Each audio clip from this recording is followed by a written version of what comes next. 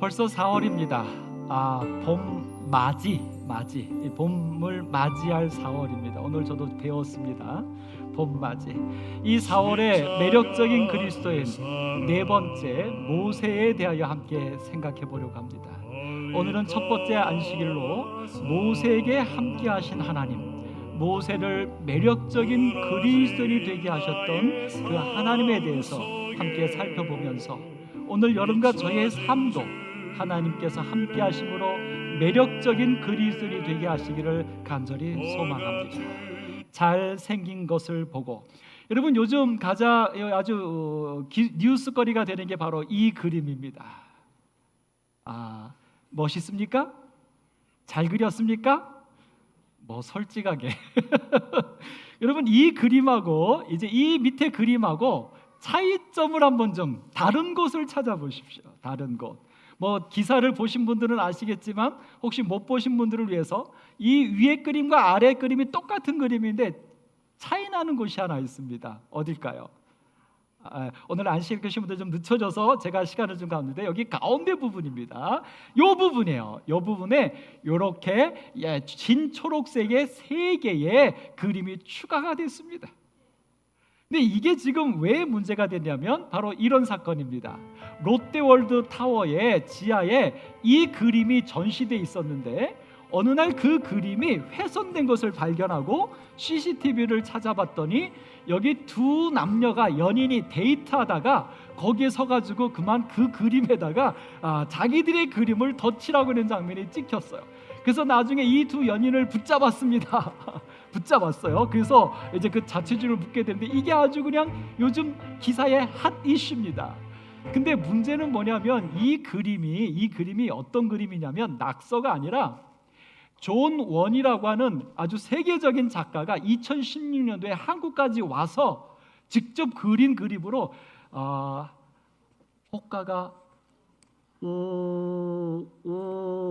5억이랍니다. 5억짜리 그림에다가 이 두 남녀가 데이트하다가 낙서를 그냥 해버린 거예요. 그래서 이제 경찰이 붙잡아갖고 왜 너희들이 낙서를 했냐? 라고 했더니 이 청춘 남녀가 하는 말이 이렇게 말했습니다. 벽에 낙서가 돼 있고, 그러니까 그 5억짜리 어마어마한 그림을 뭐로 본 거예요? 낙서로 본 거예요. 벽에 낙서가 돼 있고, 그 다음에 그 낙서판 밑에 여러 물감들과 붓들이 있어서 그냥 참여형으로 누구든지 와서 덧칠해라, 낙서해라라고 하는 줄 알고 자기들이 그냥 낙서했다는 겁니다. 낙서해도 되는 줄 알고 했다는 것이죠. 근데 사실 이 작품은 어떤 작품이냐면 저도 요번에 좀 알았는데 그래피티라고 하는 기법입니다. 그래피티는 간단하게 말하면 뭐냐면 여러분 그 뉴욕이나 이런 데 가끔 이렇게 뉴스나 뭐에서 보면 어떤 그 막 벽에 막 그 고가도로 밑에 거기 막 이렇게 낙서되는 거 있죠. 그게 그래피티 기법이에요. 그러니까는 이렇게 락카나 페인트나 이런 거 갖고 그냥 벽에다가 낙서하는 거, 이게 그래피티라고 하는 기법이에요. 그러니까 이 작품은 이 존원이라는 사람이 그래피티 전문가인데 한국에 와서 이 작품을 그려놓은 거예요. 근데 이거는 낙서가 아니라 예술품으로 한 5억이 호가하는 거죠. 거기에다가 이 낙서를 해놓은 겁니다. 이들이 붙잡혔을까요? 이들이 어떻게 될까요? 법적으로? 지금 상황으로는 이들을 고소하지도 않을 거고 고소해도 죄인이 아니래. 왜냐하면 그 밑에 물감을 다 해놓고 붓을 해놓고 칠하지 마시오 이런 얘기도 없었던 거예요. 그런데 이것을 가지고 혹자들이 말합니다. 더 그림이 멋있어졌다. 지금 댓글이 그렇게 달린답니다. 근데 아직 제가 모르는데요, 이 작가랑 이 회사에서 연락을 했는데 아직 연락이 안 닿고 있대요. 그래서 이 작가가 만약 그걸 배상을 요구하면 이 롯데에서 배상을 해줘야 된답니다. 그걸 다 복원을 해서. 이 작가가 어떻게 나올지 모르겠어요. 여러분, 오늘 여러분과 저의 삶에 혹시 작품을 망치고 계시지는 않습니까? 아니면 혹 댓글 단 어떤 분들이 말한 것처럼 오히려 우리의 어떤 행동이 그 작품을 더 아름답게 하고 의미 있게 한다면 얼마나 좋을까요? 오늘 여러분과 저의 인생의 작품, 우리를 만드신 하나님의 작품이 우리입니다. 오늘 우리의 삶이 망가뜨리는 것이 아니라 더 아름답게 하는 우리들의 인생이 되었으면 참 좋겠습니다. 오늘 우리는 모세를 좀 살펴보게 됩니다. 모세에 대하여 성경은 말합니다. 레위 가족 중 한 사람이 가서 레위 여자에게 장가들었다. 사실 여러분, 제가 고백 하나 할 게 있습니다. 아시는 것처럼 저는 1년 설교를 1년 전에 다 구성해 놓습니다. 그리고 그 설교들을 매 순간 무엇을 하든지 연구하고 고민하고 명상하면서 설교를 준비하고, 이제 한 목요일쯤 그것을 이제 이 컴퓨터에 앉아서 PPT로 다 만드는데, 그래서 보통 한 금요일 날 한 3, 4시경까지 해서 끝납니다. 하루 반나절.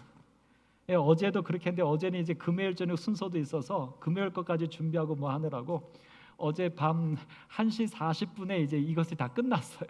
그러게 저장도 하고 컴퓨터를 닫고 자고 아침에 일어나서 다시 한번 이제 오기 전에 확인하려고 딱 열었더니 파일 자체가 없어졌어요. 다 날아갔습니다. 아마 제가 생각해 볼 때에 제가 이 작업을 하려고 하면 여기에 해당되는 그림이나 자료들을 한 100컷 이상 막 다운받아서 컴퓨터 화면에 놓고 그 중에서 쓰고 이렇게 하고 나중에 다 끝나고 나면 그 자료들을 다 휴지통에 집어넣어서 지우는데, 아마 그 지울 때 이 파일까지 같이 제가 지워버렸나 봐요. 하나도 없는 겁니다. 그래서 막 급하게 한 3, 4명의 전문가들한테 연락해서 야, 이거 어떻게 복원될 수 없냐 그랬더니 이건 거의 불가능하다는 겁니다. 그래서 제가 아침에 한 또 2시간 동안 전폐하고 이것을 다시 만들었는데요. 제가 만들면서 감사한 것은 제가 그렇게 하루 반 동안 만들었던 그 모든 자료들이요, 모든 내용들이요, 사실 저는 전문을 쓰고 설교하지 않거든요. 근데 그게 다 생각이 나면서 자료들을 다 다시 찾아서 2시간 만에 다시 만들었어요. 하나님께서 저를 구해 주셔서 감사합니다. 근데 제가 지금 아쉬운 건 마지막에 나오는 순서들까지는 제가 확인해 보지 못하고 올라왔습니다. 자, 하여튼 그러니까 여러분 설교 말씀을 더 열심히 들어주셔야 합니다. 감동받으셔야 하고.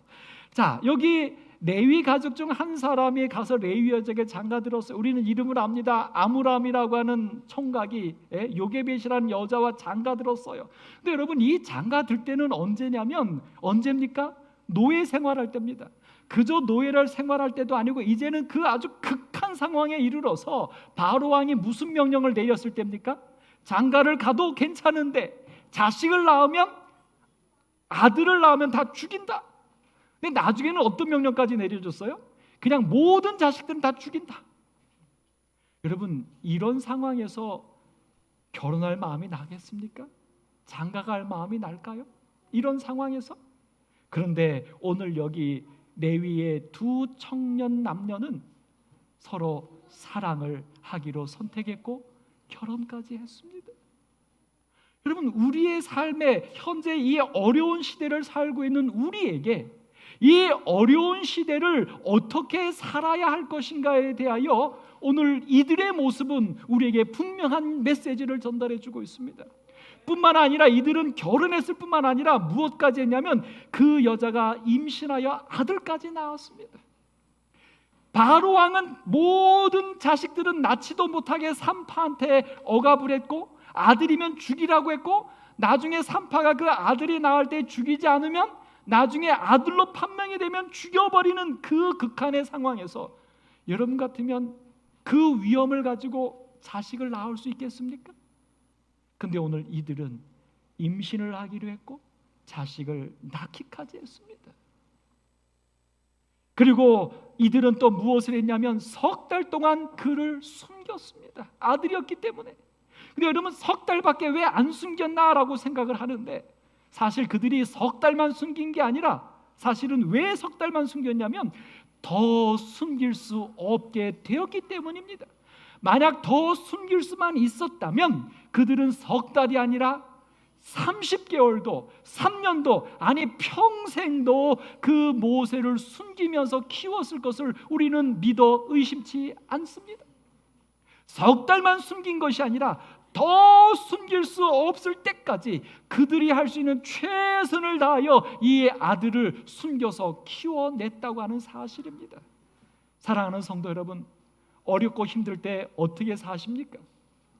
여러분 삶에 문제가 있고, 여러분 삶에 고통이 있고, 여러분 삶에 무언가 해결되지 못한 난제가 있을 때 여러분들은 인생을 어떻게 사십니까? 오늘 저는 이 모세 속에 함께 하셨던 하나님을 통하여 여러분에게 말씀드립니다. 하나님은 사랑하게 하십니다. 우리의 삶이 어려울수록, 내 삶이 고통스러울수록, 내 삶이 원망스럽고 불평이 쌓여갈수록 하나님이 함께하는 인생은 그 속에서 절망하는 게 아니라, 원망하는 게 아니라, 움츠러드는 게 아니라, 도망가는 게 아니라 오히려 더 사랑하는 것입니다. 하나님께서 오늘 여러분과 저에게 함께 하셔서 힘들고 어려울수록 더 사랑할 수 있게 우리를 인도해 주시기를 간절히 소망합니다. 여러분, 제가 어렵게 말했는데 간단한 얘기입니다. 여러분, 코로나 때문에 힘드시죠? 이것저것 다 힘들 때 움츠리는 거 아니에요. 도망가는 거 아니에요. 멈춰서는 거 아니에요. 죄 때문에 힘드니까 하나님을 아는 그리스도인은 하나님의 능력을 힘입어서 더 사랑해야 합니다. 더 적극적으로 살아야 합니다. 그것이 하나님이 함께 하시는 그리스도인이에요.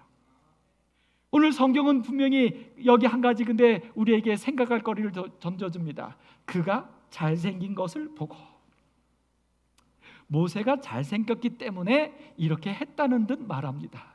제가 아까 어린아이들한테 말했더니 지호만 빼고는 다 자기 잘생겼대요. 오늘 여러분에게 제가 묻습니다. 여러분 지킬 만큼 여러분 잘생기셨습니까?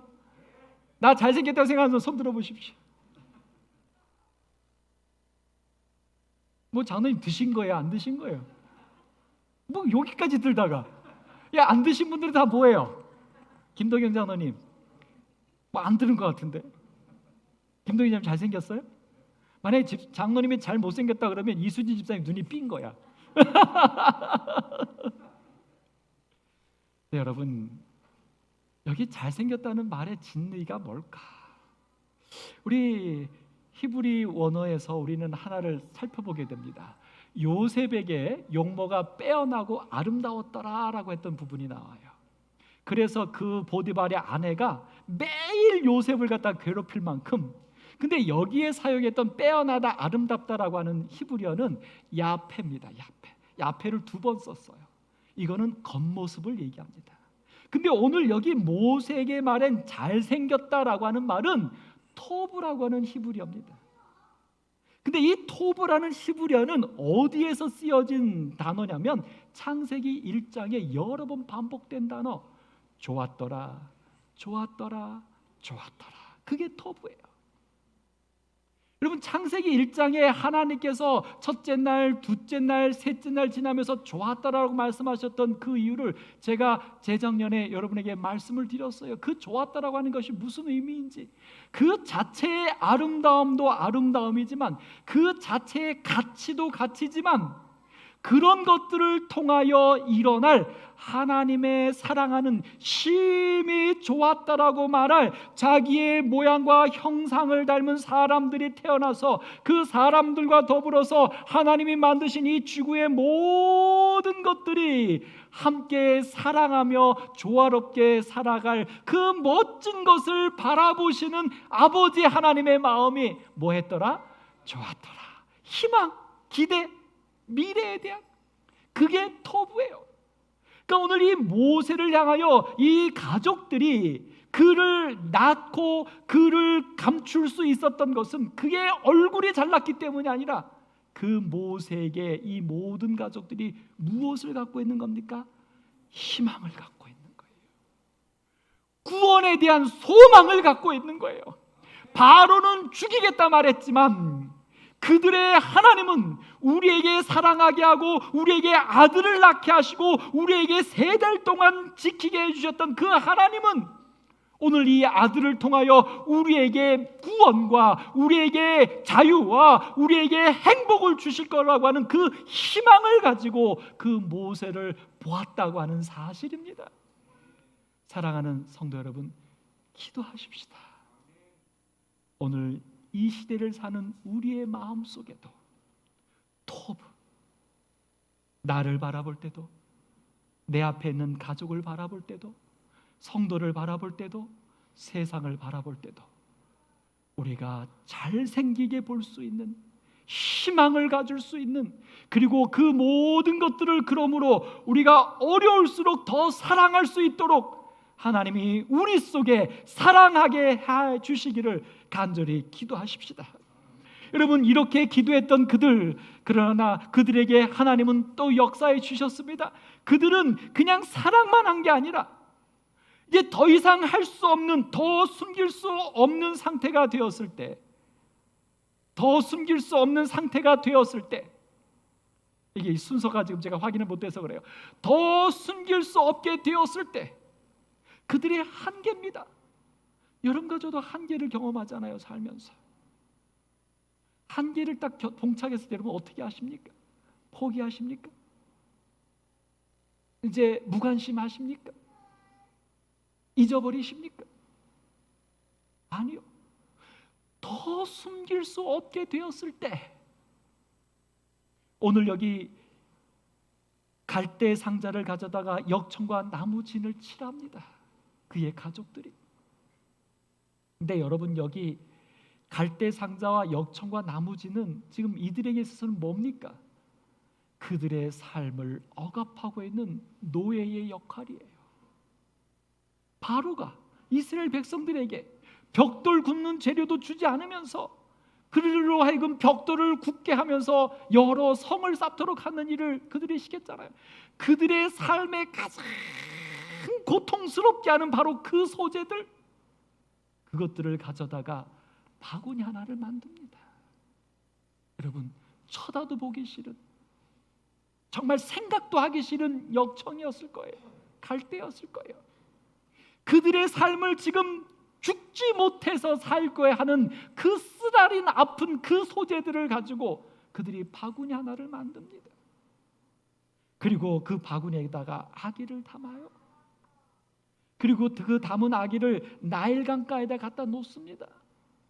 이스라엘 백성들에게 나일강은 저주의 강이에요. 애굽의 신이 나일강 아닙니까? 그러니 이 이스라엘 사람들은 이 애굽의 신에 의해서 얼마나 괴롭힘을 당하고 있습니까? 근데 그곳에 갖다 놓습니다. 그리고 그의 누이는, 어린 누이는요, 어떻게 되는지를 알려고 여기 뒤에 뭐라고 표현해요? 멀리 서 있어요. 바로 옆에 있지도 못합니다. 왜요? 두려우니까. 어린 소녀가 겁이 나니까. 엄마와 아버지는요, 등치가 커서 들키면 안 되나요? 아니면 노역에 이미 붙들려 갔을까요? 그 어린 누나만 그 멀리서 그 동생을 지켜, 이게 그들이 할 수 있는 다예요. 근데 여러분, 더 숨길 수 없게 되었을 때 이 온 가족들이 이렇게 할 수 있었던 것, 이것이 바로 하나님께서 그들과 함께 하셨기 때문입니다. 여러분, 이제는 끝이다라고 절망이 될 때 하나님을 기억하십시오. 하나님께서는 여러분과 저에게 무언가를 나아가도록 우리를 이끌어 주실 것입니다. 절대로 여러분, 이제는 끝이다, 여러분은 포기하더라도, 나는 한숨이 쉬어지고 나는 맥이 탁 풀리더라도 나와 함께 하시는 하나님은 아직도 나를 통하여 하실 게 남았음을 잊지 않으시게 되기를 간절히 바랍니다. 더 할 수 없어 끝이 났을 때 우리가 딱 하나는 할 수 있지 않겠어요? 하나님, 한숨을 쉬는 힘이 남았으면 하나님 부르시면 됩니다. 혹여라도 문을 콕콕 걸어놓으면 잠그고 입을 푹 뒤집어 쓸 여력밖에 안 남았으면 문을 걸어 잠고 입을 뒤집어 쓸 여력을 하나님께 엎드리는 데 쓰시기를 간절히 바랍니다. 아무도 더 이상 생각이 나지 않아서 핸드폰은 들지만 전화 걸 데도 없어서 이 핸드폰마저도 내려놓을 수밖에 없을 때, 그때 여러분 언제든지 나의 기도를 들으시는 하나님께 연락하시기를 간절히 바랍니다. 그러면 하나님은 나는 더 할 수 없는 그 순간에 내가 할 수 있는 무언가를 할 수 있도록 우리를 이끄실 것입니다. 여러분, 이들이 그렇게 무언가를 할 수 있었던 이유 하나는 그를 위하여서입니다. 자기들의 모습으로는 더 이제 그 아기 모세에게 어떻게 해줄 게 없었지만 자기들을 바라본 게 아니라 그 아기를 바라보았을 때 그들은 그냥 그렇게 있을 수가 없었던 거예요. 그래서 그들은 그냥 있을 수 없었기 때문에 무언가를 할 수 있는 그 생각과 그 힘이 그들 속에서 용수숨쳐 났던 것입니다. 오늘 여러분, 우리가 그를 위하여, 하나님을 위하여 하나님을 바라보시게 되기를 간절히 바랍니다. 우리가 잘 아는 성경 말씀, 우리에게 용기가 되는 성경 말씀이 있어요. 내게 능력 주시는 자 안에서 내가 모든 것을 할 수 있습니다. 여기 능력 주시는 자라는 표현에 저는 그동안에 꽉 뺏겨 있었어요. 내가 아무것도 할 수 없을 때, 나의 부족이 딱 느껴졌을 때, 나의 한계가 느껴졌을 때 하나님은 나에게 그 한계를 뛰어넘을 능력을 주시는구나. 아멘. 그리고 제가 여러 번 그 능력을 달라고 기도했었습니다. 근데 능력을 안 주실 때도 있더라고요. 여러분, 그런 경험 없으세요? 제가 옛날에 테니스 시합을 전국대회를 나갔는데 4강이었어요. 그 대회에서 우승하면 200만 원이 상금이었어요. 이제 4강에서 이기고 그 다음에 결승 가는데 4강에서 8강이었습니다. 8강의 시합, 그 시합은 500만 원짜리였어요. 제일 큰 대회였는데 8강에서 이제 그 8강만 이기면 4강인데 4강만 가면 최소한 100만 원이에요. 근데 그 8강에서 마지막 가는데요, 아이고 우리가요 매치로 몰렸어요. 한 포인트만 지면 떨어지는 거예요. 근데 마치 그 공을 이제 제가 받아야 되는 상황입니다. 제가 그때 기도했어요. 하나님, 저에게 능력을 주셔서 이것을 잘 받아서 이겨서 승리하게 해주시고, 그래서 제가 상금을 받으면 하나님께 십예금을 드리겠습니다. 어떻게 됐을까요? 그거 제가 퍼내버리고 졌어요. 능력 안 주시더라고요. 제 생에서 그런 시기가 많았어요. 시험을 볼 때나 아니면 어떤 상황에서 뭐가 필요할 때 좀 달라고, 근데 안 주시더라고요. 근데 지나고 났더니 내가 달라고 했던 능력은 안 주셨지만 그 문제는 어떻게 됐을까요? 해결이 됐어요. 여러분, 하나님께서 우리에게 주시는 능력은 뭘까요? 그런 구체적인 달란트도 있지만 여러분, 정말 하나님이 우리와 함께 하셔서 내가 모든 것을 할 수 있는 자가 되는 것은, 나의 한계를 뛰어넘을 수 있는 것은, 나의 죄를 뛰어넘는 그리스도인이 되는 것은 하나님이 나에게 무엇을, 어떤 능력을 주시기 때문이냐면 갈라디아서 5장 6절에 말씀하신 것처럼 사랑으로서 역사하는 믿음을 나에게 주시기 때문이 아닐까요? 어떤 기술이 아니라, 어떤 달란트가 아니라, 오늘 내 마음 가운데 하나님을 사랑하는 그 믿음, 그리고 내 마음 가운데 내 인생을 사랑하고 내 앞에 있는 사람들을 사랑하는 그 믿음, 그것을 주시기 때문에 내 삶이 아무리 어렵고 내가 아무리 막다른 골목에 다다를지라도 오늘 우리가 살아낼 수 있고 이겨내 왔던 것이 아니겠습니까? 오늘 그리스도께서 여러분과 저에게, 하나님께서 그리스도를 통하여 우리에게 능력 주시기를 간절히 소망합니다. 어떤 능력이냐면 바로 하나님을 사랑함으로 내 삶 속에서 그 하나님의 사랑의 힘으로 내 삶의 한계를 뛰어넘는 그 위대한 믿음이 오늘 여러분과 저의 것이 되기를 간절히 바랍니다. 오늘 이 가족들에게도 바로 그 모세를 사랑하는 마음이 그들 삶에 더 할 수 없는 순간에 무엇인가를 더 할 수 있도록 그들을 인도했던 힘이었던 것입니다. 오늘 하나님의 사랑이 여러분과 저와 함께 하시기를 간절히 소망합니다. 자, 이제 이 사건은 어떻게 연결이 될까요? 그렇게 해서 그들은 할 수 있는 걸 진짜 하나님의 사랑으로 다 했습니다. 그런데 그 나일강에 한 사건이 벌어지죠. 그 아이가 발각이 됩니다. 그런데 우리가 아는 것처럼 바로의 여동생, 근데 딱 아기를 보더니 히브리 사람의 아기로다 한눈에 알아봐요. 그러면 뭐 해야 합니까? 죽어야지요. 그런데 바로 이때에 멋진 장면이 하나 벌어집니다. 어떤 장면이 벌어져요? 첫째, 바로의 딸이 목욕하러 나일강으로 왔어요. 해필이면 그때. 그리고 그 나일강가에서 거닐다가 뭘 봤냐면 갈대 상자를 보고 본 것이 끝나는 것이 아니라 어떻게 해요? 또 이 공주가 시녀한테 가서 보라고 또 시킵니다. 그리고 가서 보았는데 그 아기가 데리고 왔는데 아기가 울어요. 여러분, 아기 우는 소리 행복합니까? 시끄럽습니까? 저 웃으시는 저 두 분 시끄럽죠? 더더군다나 지금 이 모세가 이 바구니에서 어떻게 울었을까요? 정말 귀엽게 이상한가요? 그렇게 울었을까요? 아니면 와 하고 퍼댔을까요?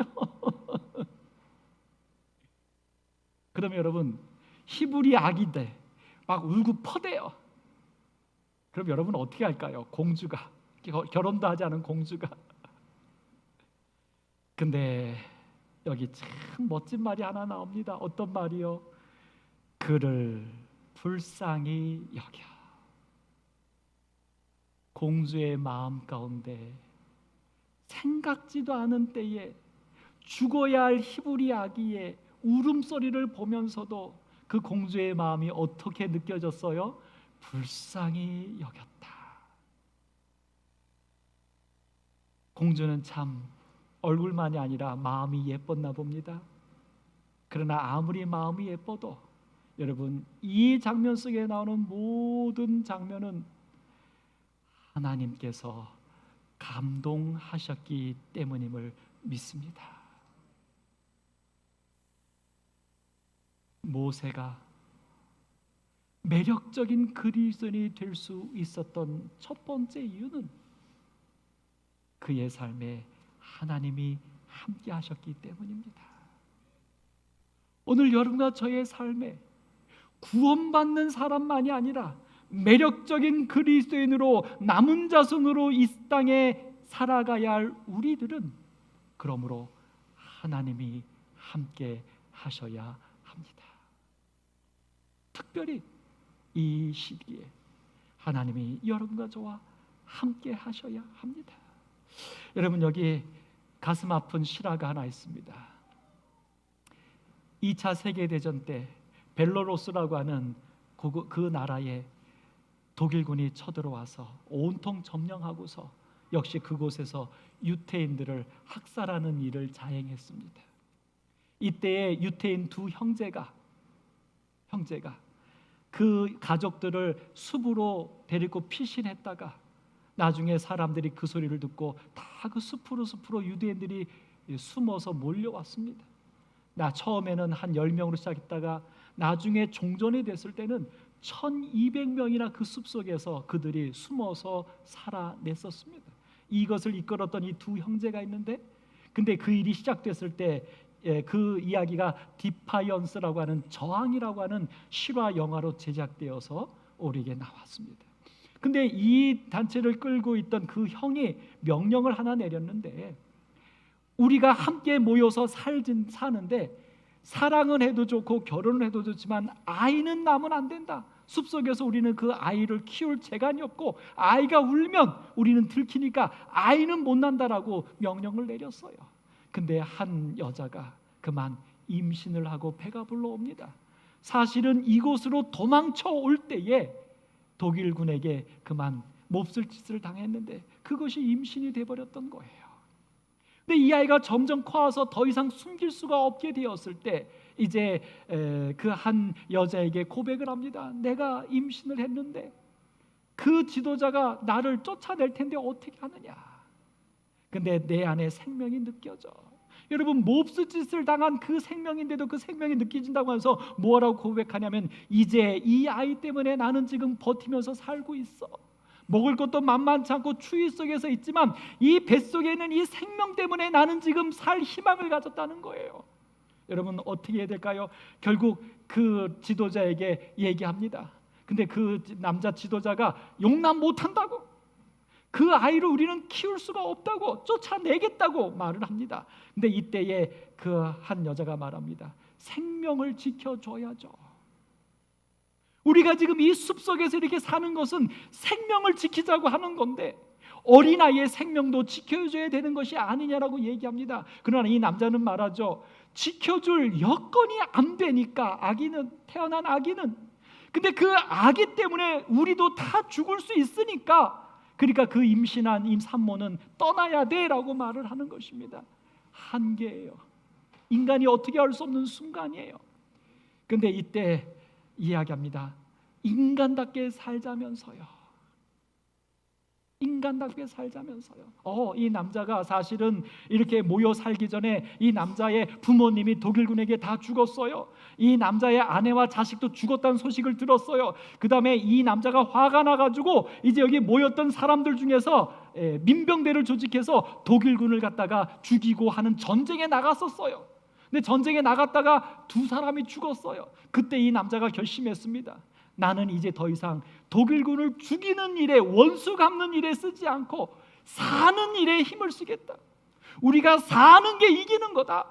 우리를 죽이려고 하는 저 독일군에게 우리가 생존하는 게 이기는 거다.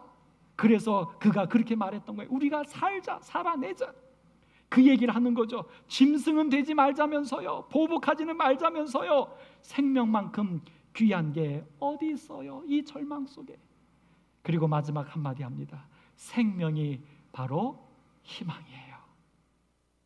그래서 결국 이 산모를 거기서 함께 보듬습니다. 그리고 2년이 지나서 그들은 1200명이, 지금은 그 자손들이 수백만 명이 됐습니다. 이 세상에 살아 있습니다. 디파이언스, 저항입니다. 여러분, 저항은 무엇인가? 복수하는 것이 아니라 생존하는 것이 저항입니다. 오늘 죄악의 세상이에요. 여러분과 제가 이 죄악의 세상에서 저항하는 것이 무엇인가? 그리스도인이 누군가? 죄를 없이 하는 것은 우리가 할 수 없는 일이에요. 그러면 우리는 이 죄악 세상 속에서 우리는 무엇을 하는가? 생존하는 것입니다. 살아남는 것입니다. 살아남을 때 어떻게 해요? 사람답게, 그리스도인답게 살기 위해서 사람답지 못한 짓을 하면서라도 그저 살기만 하는 게 아니라 사람답게, 하나님의 자녀답게 살아나는 것. 끝까지 살아남는 게 이기는 거고, 짐승처럼 쫓길전정 짐승이 되지 않는 것. 사랑하는 성도 여러분, 마지막 시대를 우리가 다 알잖아요. 어떻게 사시겠습니까? 어떻게 하시겠습니까? 하나님께서 모세에게 함께 하셨듯 오늘 여러분과 저에게 하나님이 함께 주셔서 살아남게 되기를 간절히 바랍니다. 살아남는 것만이 아니라 어떻게 해요? 사람답게, 그리스도인답게, 남은 자손답게 매력적인 그리스도인으로 오늘 여러분과 제가 이 세상을 살아나가 되기를 간절히 바라면서 말씀을 마치겠습니다. 오늘 우리에게 에스겔서 36장 26절에 귀한 말씀을 주셨습니다. 또 새 영을 너희 속에 두고 새 마음을 너희에게 주되 너희 육신에서 굳은 마음을 제거하고 부드러운 마음을 줄 것이라. 오늘 하나님이 여러분과 저를 이렇게 인도해 주시기를 간절히 바랍니다. 함께 찬양하겠습니다. 일어나서 험한 시험 물속에서 함께 찬양하겠습니다.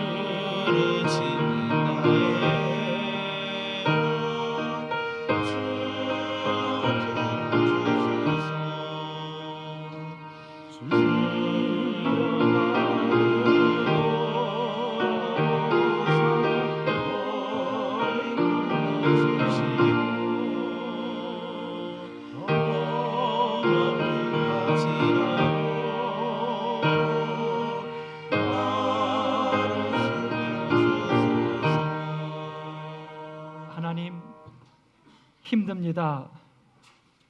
하나님, 더 숨길 수가 없는 지경까지 왔습니다. 어떻게 해야 합니까? 하나님, 저희에게 사랑하게 하여 주옵소서. 하나님, 저희에게 하나님을 향하여 나아가게 인도하여 주옵소서. 하나님, 저희에게 감동하여 주셔서 하늘을 보게 하여 주옵소서. 예수님의 이름으로 기도드립니다.